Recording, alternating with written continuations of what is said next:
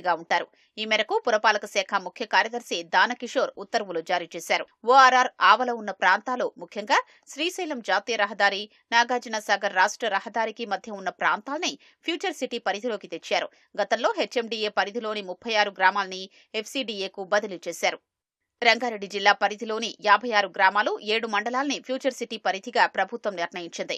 765.28 చదరపు కిలోమీటర్ల విస్తీర్ణంలో 4వ నగరం విస్తరించి ఉంటుందని తెలిపింది. ఆమనగల్, ఇబ్రాహీంపట్నం, కడతాల్, కందుకూరు, మహేశ్వరం, మంచాల్, యాచారం మండలాల్లోని కొన్ని గ్రామాల్ని ఎఫ్సీడీఏ పరిధిలోకి తెచ్చారు.